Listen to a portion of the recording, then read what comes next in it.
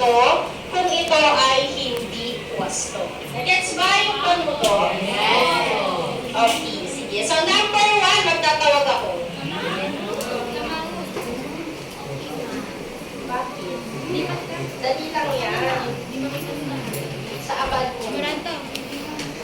Si Ika ilang, number 1. Basahin, malakas. Hinihilig ako. Ina mo.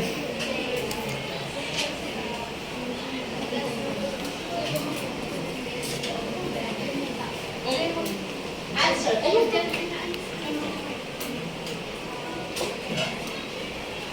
Basahin mo nga ulit yung panuto. Ay, hindi mo makita. So, alam ko ito kung ang pangungusap ay wasto. Ibig sabihin, sasabihin nyo, alam ko ito pag wasto or correct yung pangusap. And then, alam ko ito kung ito ay hindi wasto. Ibig sabihin, mali. O number 1 ulit, sige, ano na lang, volunteer. O gagana. Ang pagsukat ay pagbansang kita ay magbibigay ng idea tungkol sa antasan ko. Alam ko ito. Okay, so alam ko ito. Very good. Next one, number 2. Basahin mo na. Paula. Number 2. Sa paghahambing ng pagbansang kita sa loob ng isang taon, masusubaybayan ang direksyon na tinatahak ng ating pamilya. Alam ko ito. Alam ko ito. Very good. And then number 3 po. May kasama yung nabibidyo. Sige na, example ka na lang. O, Sophia.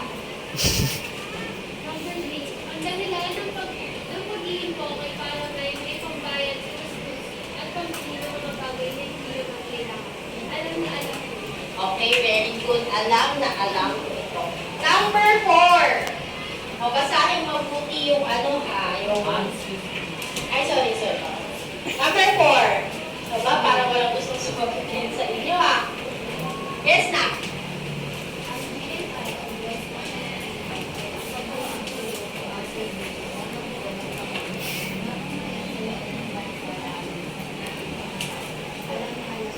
Okay, bakit? Bakit alam na alam ko ito? Bigyan ng mark.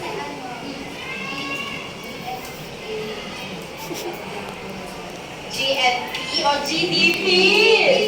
GDP dahil GNI kasi loob at labas dapat. Diba? Okay, anyway, very good. And then number 5. Wala na ibang kamay. Yes na, sa likod.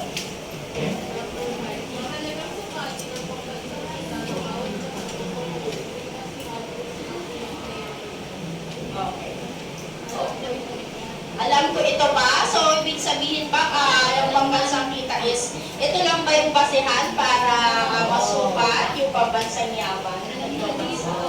Oh no, so ang answer ay yes. Alam na alam ko ito. Okay. So, let's have our quick balitaan. So, may balitaan tayo today. Wait lang na, nag-review kami. Bakit? Upo ka muna dito. Okay. So, pakibasa nga po yung balita. Yes na. Batay sa balitang inilabas ng ABS-CBN News, inaasahan ng Bangko Sentral ng Pilipinas o BSP na ang inflation o pagtaas ng presyo ng mga bilihin sa Pebrero 2025 ay aabot sa pagitan ng 9.3% at 9.5%. Ipinapakita rin ng pahayag na ang mga presyo ng ilang mga halagang produkto tulad ng LPG o liquefied petroleum gas, partner ng baboy, isda, itlog at asukal ay tataas kaya magdudulot ito ng mas mataas na inflation rate. Okay, how about the others? Binasa niyo rin po ba? Yes! Okay, so may question after ha. Okay, number 1. Ay, sorry. Okay, ano ang masasabi mo hinggil sa nasabing balita? Ano daw yung masasabi niyo tungkol sa balita? Balikan natin. Anyone? Ano daw yung masasabi niyo sa balita? So, nagtaas daw yung inflation rate. So, madami daw mga, kumbaga, mga pangunahing produkto na tataas. Yes, Paula? Dahil nga po, yung balita po na yun ay nagpapakita po siya or saan po siya na tataas po yung rate po ng mga pangunahin nating bilihin. Kaya po maghihirap po tayo, nakaka-apekto naman po siya. Hindi lang po yung ibang tao yung apektuhan. Tayo rin po na nandito po sa Pilipinas na bumibili po sa mga kantin. Dahil po, sa tataas yung mga bilihin natin, nahihirapan po tayo mag-manage ng pera at mabilis po maubos ng pera po. Okay, so mahihirapan tayo mag-manage ng pera at mabilis maubos ang pera. Okay? So, sige, let's go ahead sa number 2 na agad. No? So, ano yung epekto nito sa maraming mamimili? So, may sinagot na doon si Paula, sabi niya naman sir about epekto. Yes, Sophia? Kaya nga po, magiging epekto po dito. Dahil din po, related din po yung kailangan po ng sweldo. Kung gaano po kataas po yung inflation. So, yun po, mas po, nakakonti po yung mga bumababa po. Dahil, mababa na nga po yung presyo. Pero sa pwede po na sa pagbaba po ng sweldo is yung pagtaas po yung inflation is ito po sa kakulangan po sa ng pera sa pamilya po or pagkulang po sa Kaya mo yun? and then po sa tawag doon mga Sa pangunahing bilihin. ayun po pangulang. So, ibig sabihin daw, no, ang sahod is hindi tumataas, but ang mga bilihin is patuloy na tumataas. Hindi na dadagdagan, no?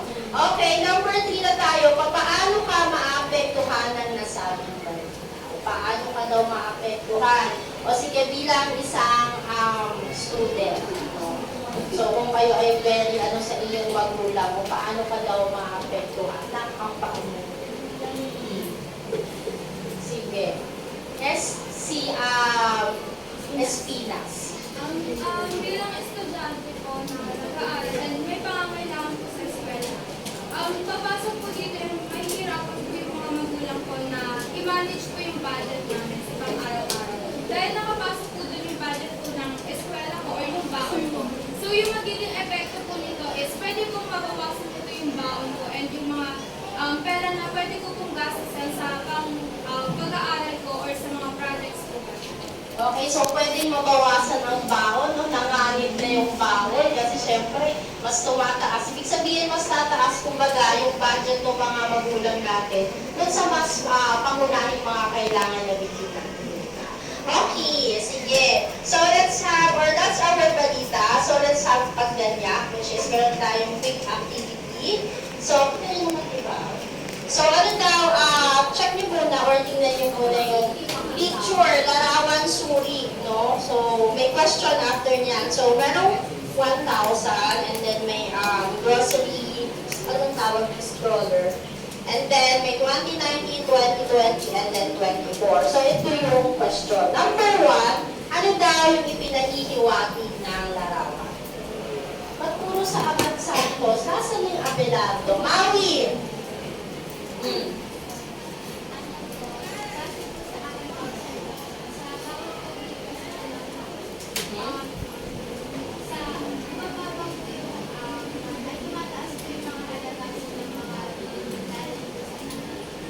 Kaya po sa for example na po, sa mga nakaraan taon, di pa po nagtataas ng income kasi sa isang ano po, maraming matipid po natin. Hindi po katulad sa mga ngayong taon na nangyayari po na masyadong mataas ang inflation.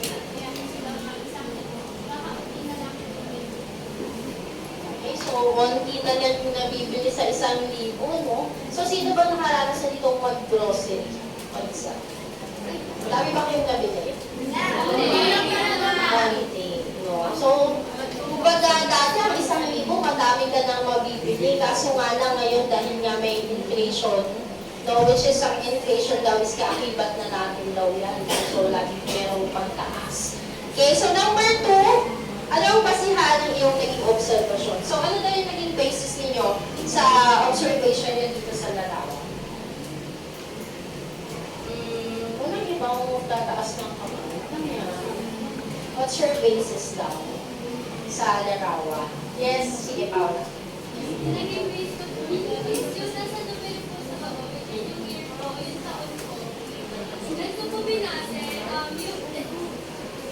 saka rin po sa chart at saka sa libo po. Kunyari po sa 2019, nakita ko po sa taas po ng 2019, marami pong grocery na nabili. Tapos nasa taas naman po ng grocery or sa chart ay 1,000 po. Pero nung dumating na po nung 2020, kumakonti na lang po yung nagiging chart. Ibig sabihin po, kumakonti po yung nagiging value po ng pera. Saka tumataas naman po yung value po ng pagkain o ng family. Okay, so ang basis niya is yung year as well as yung pera. Very good. So, number 3 sa inyong palagay, ano ang maano dahilan ng ganitong sitwasyon? So, ano daw yung dahilan ng ganyang sitwasyon? Yes, Sophia. Katulad na lang po ng sinabi ko kanina, is yung pag-increase po nila or pag-tax po nila dun sa mga presyo po ng mga bawat natin. Pero nakakalimutan po nila kung taas na rin po yung sweldo ng mga trabaho. Okay, so very good, no? So, isa sa dahilan is pagtaas na piliin pa at pagbaba or still, stay still yung sahod or yung budget, no? So, okay. So, meron tayong quick as well as activity dito, no? So, mga kataga. So, gusto ko babanggitin nyo to. If ever ito ay binanggit sa inyo ng inyong magulang, gusto ko babanggitin nyo the way nila na binanggit sa inyo. Okay. Okay, number 1. O, sino? Gusto ko yung, ano talaga nila? Kung paano nila banggitin sa inyo? O, si Apollo. Bigo. Paano sinasabi sa'yo ng ano to? Tulong na yun. Tulong ba ako?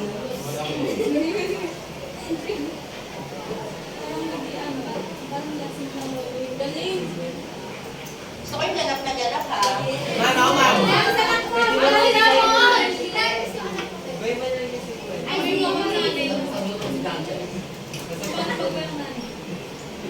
Kung kunwari sinasabihan mo si Mama. Mama, na lang kasi ka.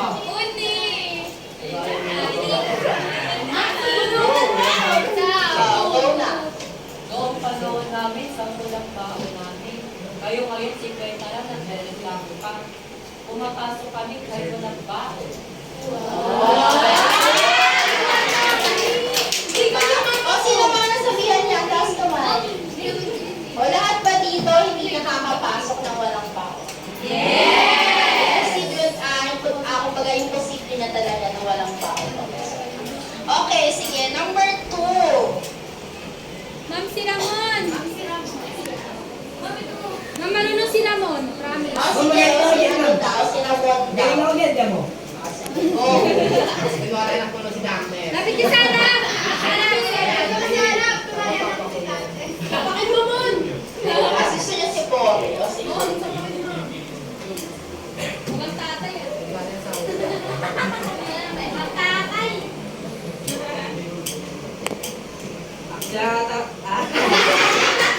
Ayan. O, bilis mo.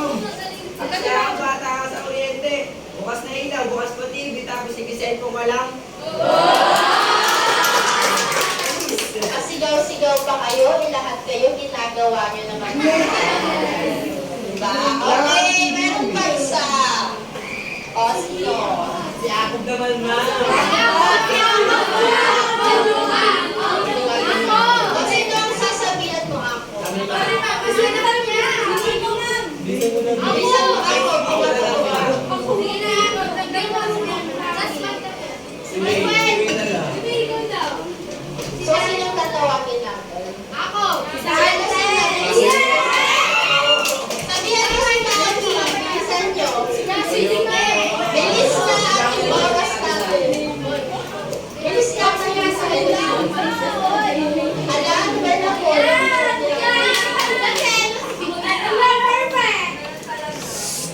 Ang ate-ate mo sa ulat, ang mahal-mahal na nga ng bilihin ngayon.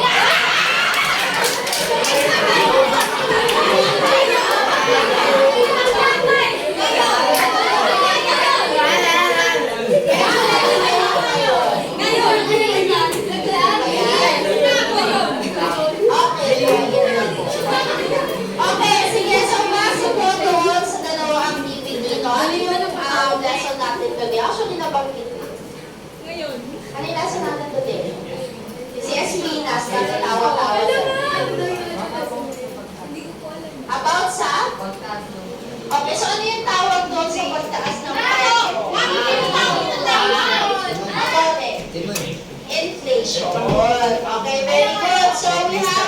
Layunin, pakibasa nga po. Si Mama ko. yung nasa likod na nagtataas na kayo. Pinaka nasa likod. Yan. Si Madam. Oh, girl. Basahin mo lahat, anak.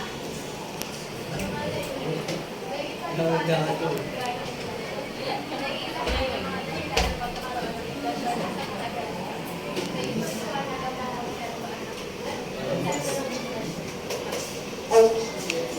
So that's our layunin. So meron tayong maikling video dito and then after po is merong question, syempre. So pakinggan niyo po ang video. Video, sorry ha. Tingin po lahat dito na no slouching please. Cellphone.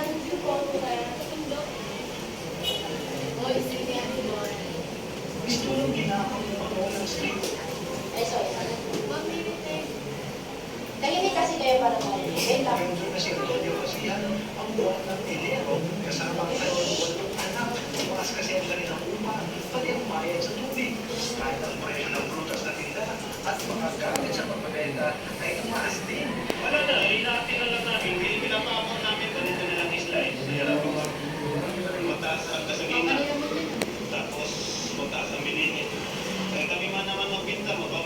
Ayon sa datos ng gobyerno, bumilis ang pagtaas ng presyo ng mga bilihin o inflation noong Enero at umabot sa 8.7% na siyang pinakamataas na antas mula November 2008. Ang pangunahing dahilan ng pagbilis ng inflation, ang mas mataas na inflation ng renta, kuryente at tubig sa bahay.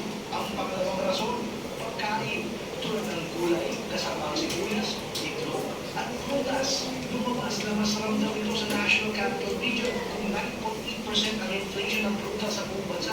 Tumama ito ng 16.5% sa iyo. Ang gulay ng 37.8% ang inflation sa buong bansa, 51.9% sa NCR. Ang masaklap, mas mataas ang inflation para sa mga pinakamahirap na pamilya. Tumama ito ng 9.7% noong Enero mula 9.4% noong Disyembre. Ayon kay National Statistician Undersecretary Dennis Papa, maaaring tumaas pa ang inflation sa mga susunod na buwan. May mga mix tayo na signal. One, itong week na to, we will experience yung reduction sa pump prices. So that's good. Although nagkaroon naman tayo ng adjustment doon sa LPG, so that is not good. Tinitingnan namin talaga yung food. Kasi ito, mataas na yung food inflation natin eh. Double digit na tayo. Ito ay malaki yung contribution niya talaga doon sa inflation of the bottom 30% of mga households given that 55% of their basket comprise. Tiniyak naman ni NEDA Secretary Arsenio Balisacan, itutuloy nila ang Philippine Development Plan 2023-2028 para matugunan ang issue sa supply ng kuryente at pagkain. Pero kailangan din nila ang tulong ng pribadong sektor para mas mapalakas ang agrikultura at tuluyang lumakas ang produksyon ng pagkain sa bansa. Ito rin ang tugon ni Finance Secretary Ben Jordo na noong isang linggo lamang ay nagsabi na pagpapala dapat ang inflation ngayong taon.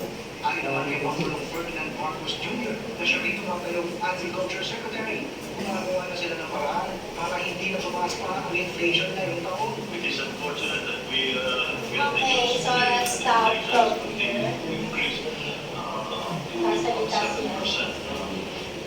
Okay, so question. Oh, gising na. Okay. Yes daw. Okay, so number 1. So mula sa video napanood, ano sa tingin mo ang inflation? Lima? Actually, nabanggit na kami. Ano daw sa tingin mo ang inflation?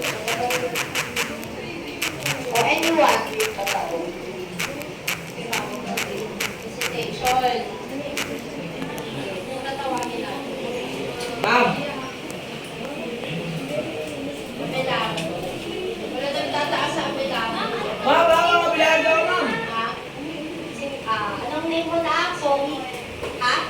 Sige, Boya. Ayan, sige. Pagtaas ng mga bilihin. Okay, so what else? So, bukod sa pagtaas ng bilihin, meron pa ba?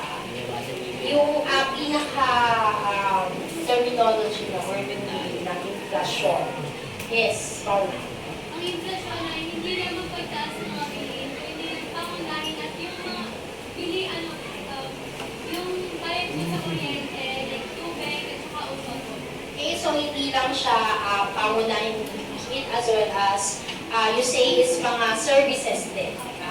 Okay, sige. So number 2, bakit sa inyong napanood ano ang mga dahilan ng inflasyon? O bakit daw nagkaroon ng inflasyon? Batay dun sa video, binanggit yun. O, Maui.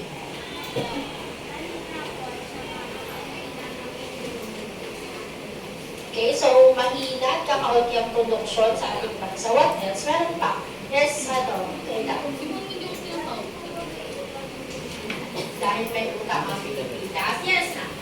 Dahil po yung mga tao po, mas tinulog po nila magbayad po sa mga upa po, mga kuryente, or mga tubig po. Kaya Una, magbayad sa mga upa, kuryente, tsaka sa tubig po. tubig. Okay, meron pa ba? So, binanggit na nagtaas daw ang mga, katulad ng sabi niya, nagtaas ang kuryente, nagtaas ang tubig, nagtaas ang upa, as well as ano pa? Yes, na? Ma'am, bukas, nilay, Prutas, gulay, okay. So, yung mga pangunahing produkto, mga kasangkapan, di ba? CS Pinas. Yung gas po, Okay, yung gas. Isa pa yung gas na laging, araw-araw yan actually, di ba, na tumataas na sa balita nga yan. Okay, so number 3, ano may dudulot ng pagtaas ng presyo sa mga consumers? O kayo, bilang isang consumer o mamimili, syempre, tayo ay may never-ending na pangangailangan, di ba? So, ano ba yung may tutulot ng inflation sa atin? Though wala pa tayong trabaho sa flour, kaya yung trabaho sa flour, syempre, meron din. Si Gagana. Sabi lang po kanina po na makakulang po tayo ng budget kapag may mga pangangailangan. May mga tendency rin po na hindi tayo makapag-buy ng electricity or anything na bills. Kaya minsan po nagkakaroon tayo na pagpuso ng kuryente. At syempre po, pasok din po dito yung kakulangan ng pera para po pag-iipon.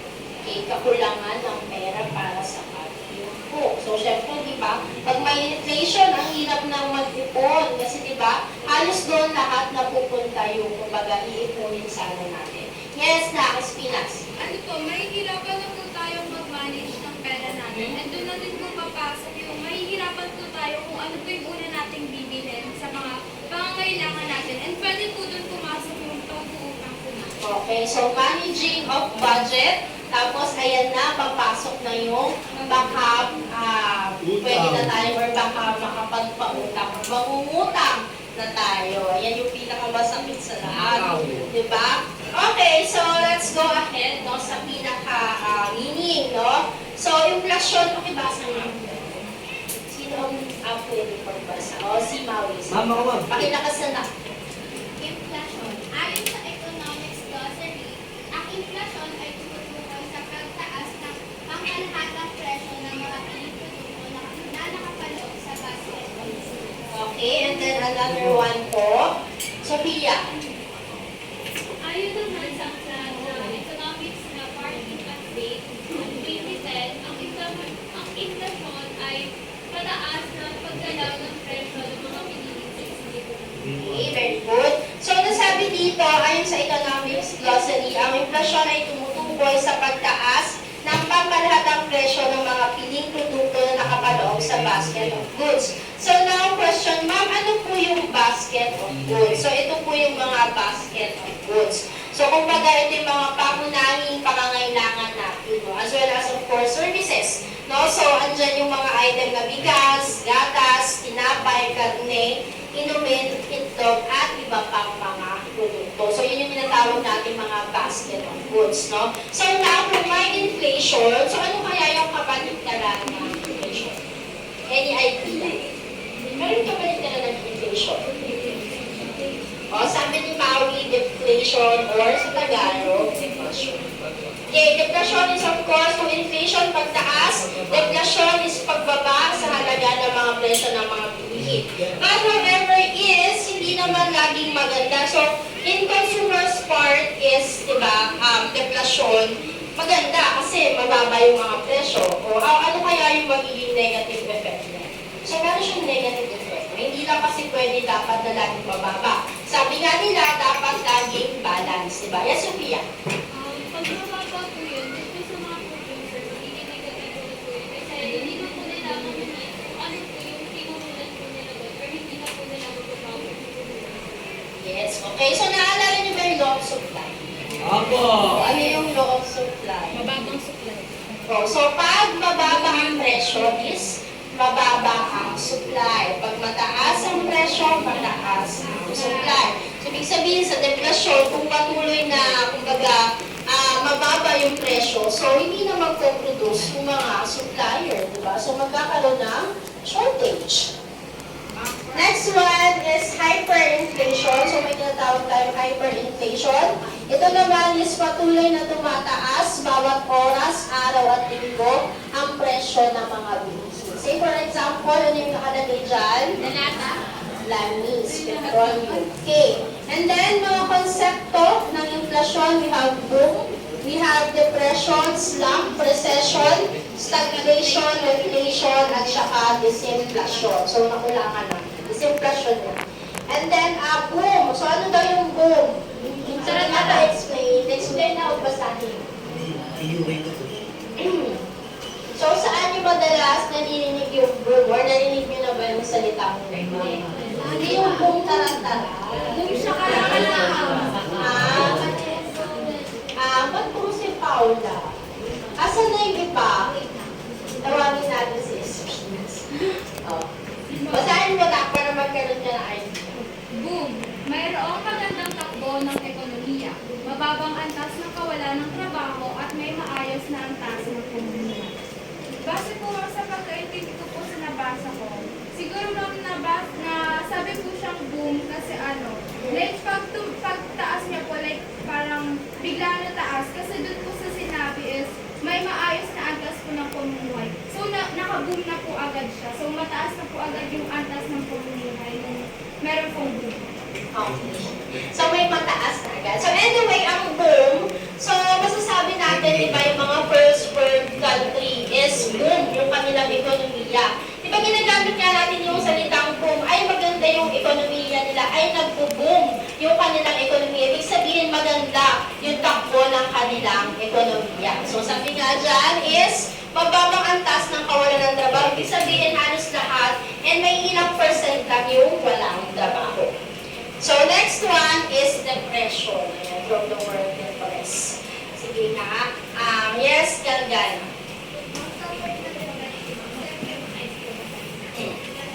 Pinakamababang ang taas ng ekonomiya, mataas ng nang walang trabaho sa loob ng makakulit ko sa literal meaning ng depression. Alam mo natin sa depression. Depressed. Kasi talaga tayo na. Stress.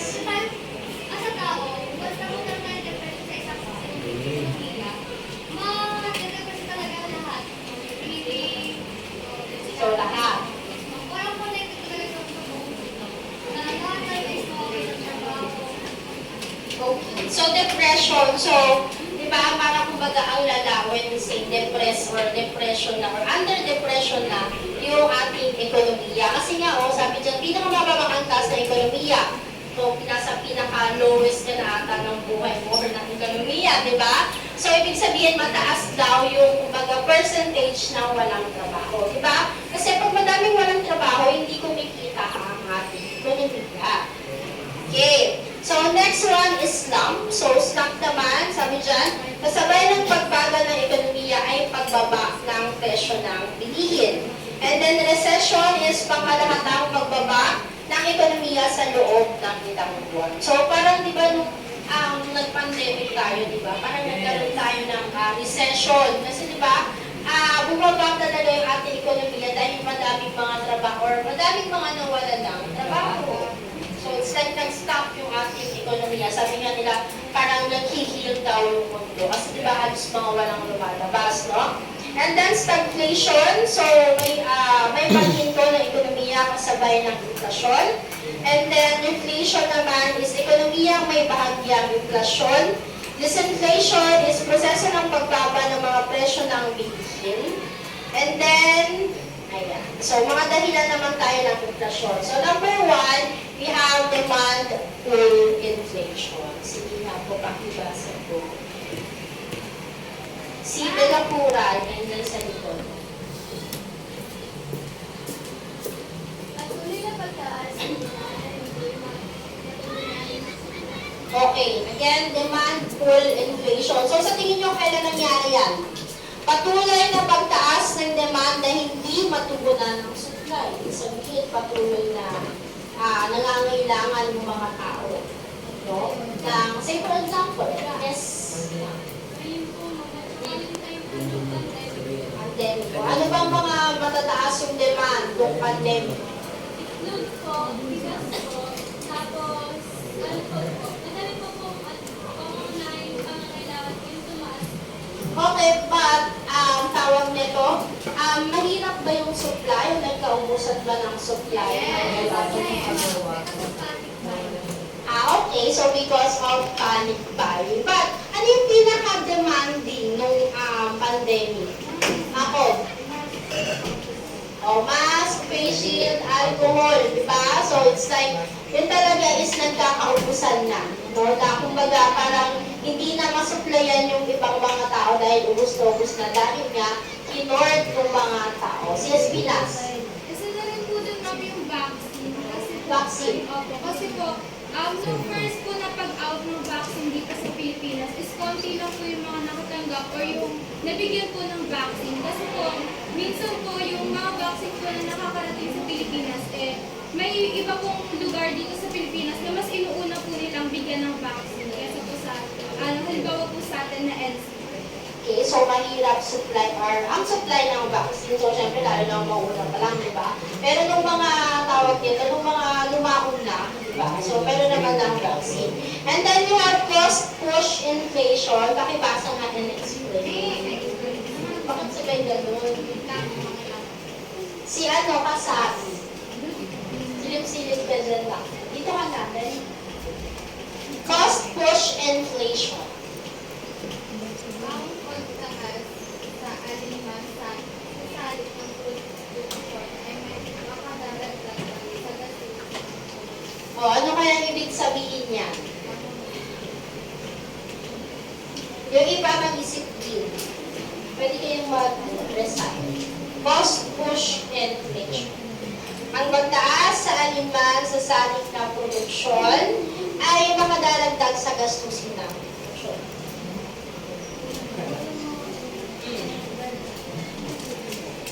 Ay, nag-ano, Stilo? Sige, Steel, Sofia. Ano try lang po? Pero yun yung special na po. Yung pagtaas sa example na yung sa mga hilaw po na materials po na ginagamit po para po makabuo po ng isa pa po yung produkto. Ano na lang po dun sa katisan po. Kapag po nagmahal po, isa din po sa mga ingredients po, furniture po na kung hindi po maling mababa po yung quality po ng pandesal and ano po, tataas naman po yung price nito or yung Dapat ikaw Okay, naghahanap so ng very good. So that's it, di ba?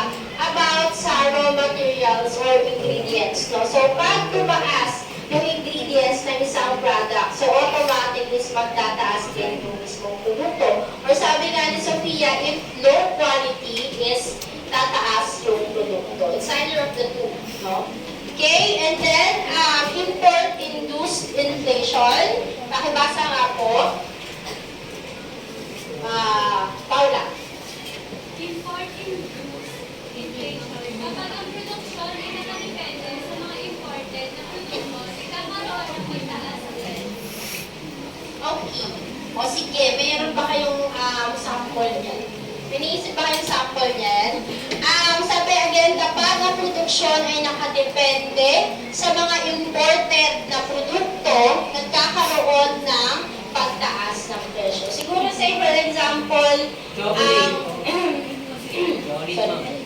Say for example, yung can nung mga, say for example, sardinas, no? Example lang ha, baka mag-judge kayo agad. So, say for example, can ng mga sardinas. So, kung galing pa siya sa ibang bansa, kasi imported nga, di ba? Yung raw materials niya isa sa ibang bansa. So, ngayon is nagtaas daw yung kanilang supplier sa ibang bansa. So, that's the time na magkakaroon ng import-induced inflation. Dahil automatic na si supplier is, syempre, syempre, magtataas din yung kanilang produkto. Dahil yung parang raw materials din nila is nagtaas. Diba? Okay, so, and then number 4 is profit push inflation. Sino po ang pwedeng magbasa? Diba? Yes, na.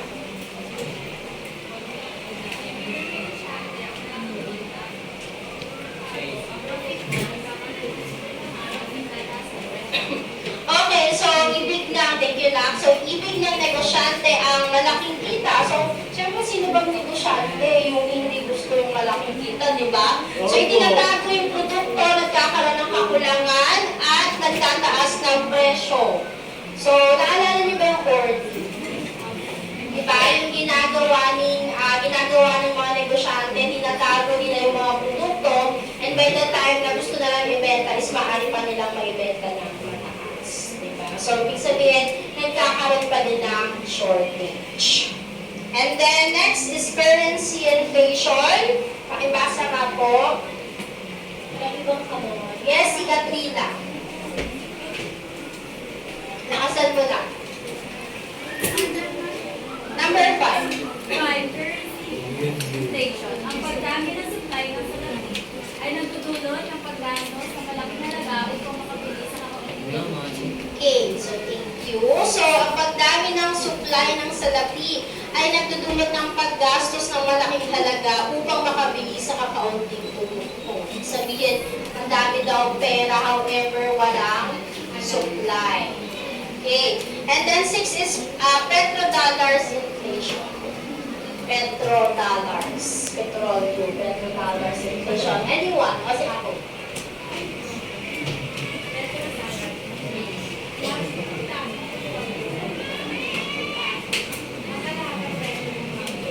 Okay. So sabi, ang labis na pagtaas ng petrolyo ay nagiging sanhi sa pagtaas ng pangkalahatang presyo ng mga bilihin. Bakit kaya?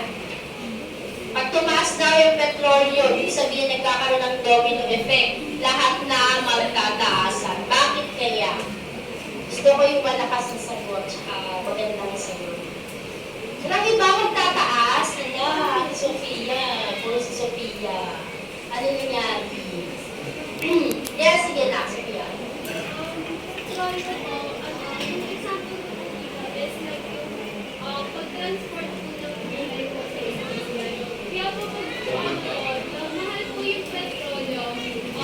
Siyempre po, ilalagdag po nila yung sa presyo po ng bilihin po nila. Kaya po, kapag tumas po yung petrolyo, hindi po nila ilalagdag yung business. Ayun po mga tinatransport. Okay, so very good, di ba? So, sabi nga nila na tawag nito, kumbaga may transportation, mga nagsiselfone na hindi ako. Yung transportation, nagkakaroon ng domino effect. Siyempre, pag kumbaga, sabi niya, for example, ni Sophia is gulay, no? Transport ang gulay, say for example, mula, saan ba? Cagayan. Galing yung gulay sa Cagayan. Papuntang Quezon City. O, bayad na agad yun. Pag lumaki yung kumbaga gas nila, ibig sabihin, pwede na agad magdagdag, di ba, yung mga supplier. Kasi pwede siyang malugi, di ba? So, yung pinaka-main na purpose or reason kung bakit madalas tumaas yung ibang mga produkto dahil nga sa pag-transport sa kanila. O, di ba, sabi nga ni Ian, sa Shopee, di ba, pag international yung product is, kumbaga, mas mataas ata yung di ba? Mas mataas yung delivery fee, yung shipping fee. O, ganun lang din sa ibang mga products. And then, we have iba't ibang epekto. So, I guess magta-time na ba, i-discuss natin yung iba. Okay? So, iba't ibang epekto ng inflasyon. Number 1 po, makibasa nga. Ma'am. Si Wayne. Kapag tumaas ang presyo ng mga gamit, parang as 100 pesos ay hindi na kaya bumili ng parehong halaga. Bakit? Ibig sabihin, nababawasan ang halaga ng presyo. Kaya mas konti na tama. Okay, so isa sa epekto ng inflasyon, di ba, is bumababa yung halaga ng pera. Kagaya nga po ng ating activity kanina, di ba? So, may 3 year na binigay doon, no? So, pare-parehas na halaga ng 1,000. But, every year is kumbaga mas umukonti yung mga bilihin. Kasi nga, ang value is bumababa, but ang bilihin is tumataas. Okay. Number 2, na epekto. Yes, na. Sige ba? Nahirapan ang mga tao. Kung mataas ang threshold ng mga pangunahing bilihin, tulad ng pagkain, gasolina, ang mga tao, lalo na kung hindi ganun kalaki ang kita, ay mahihirapan na makabili ng mga kailangan nila. Lalo na kung hindi tumataas ang kanilang sahod. Diba? So, mahihirapan yung mga tao kasi nga, again, ang sahod is hindi tumataas. Diba? Yung iba nga bumabawas pa kasi may loan. Diba? Wala na yung yun. Diba? Puro kaltas. Kaltas na SSS, kaltas ng GSIS, kaltas ng PhilHealth. Ano pa mga kaltas? Kaltas ng TIN, o kaltas ng utang, ng loan, o wala nang natira. Diba? So, wala na, hindi na makaipon. Kaya, ang isa sa mga epekto din ng inflasyon is nahihirapan yung mga tao. Kaya then, last one muna, pag nawala ng tiwala sa pera. So, pwede pala yun, nawawala yung tiwala sa pera. Yes, si Jillian. Pagkawala ng tiwala sa pera. Kapag sobrang taas ng inflasyon, nawawala ng tiwala ang mga tao sa pera ng bansa. Gusto nila ang mag-imbag ng ibang bagay, halimbawa, foreign currency, o mga produkto, kaysa mas hawak ng mga lokal. Okay, so mas pinipili kumbaga ng ibang tao na magtagak ng pera nila internationally o dun sa mga US na bangko, di ba? Kumbaga yung mga dollar na bank. Kasi kumbaga, mas malaki yung value. Kaya dun sa mga, ang tawag din yung parang foreign or trade, yung mga nag-trade ata, so doon nila nilalagay yung kanilang mga pera. Kasi nga, pag sa mga bangko lang na dito sa atin sa Pilipinas, di ba, ang tagal bago umusbong ng pera kasi ilang percent lang. Ayan. So, ayan po muna. So, may assignment ata tayo. So, ang assignment natin, so bukas na yung iba nating activity. Ay, oo nga, magpasok na. Sorry, okay. Last question. Sige. So, bilang isang mag-aaral, paano nakaka-apekto ang inflasyon sa iyong mga desisyon o pagbabas siya sa pang-araw-araw na pagbubuhay? So, isa na lang sasagot. And then, ikaw na lang, Lucy. Bilis na. Ganyan po tayo. O, sige, ganyan. Kapag mag-aaral ko, makakapay ng inflasyon sa ayun na, alam mo, friends, nalimitado na yung pera natin, papaw natin. Mahirapan lang magpilit.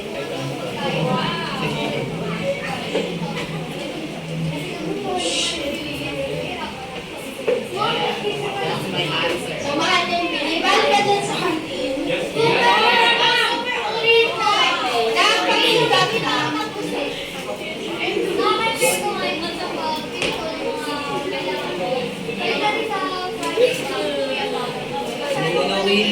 Kailangan ng pera. Balik na rin kasi tama pa kayo nasa pag-iipon. Yung pang sarili ko na Okay. Kaya po, dapat anong gagawin? Dapat mag-aral ng mabuti, gumawa ng, or tawag nito, dapat mag-integrate yung word para malaki yung sahod.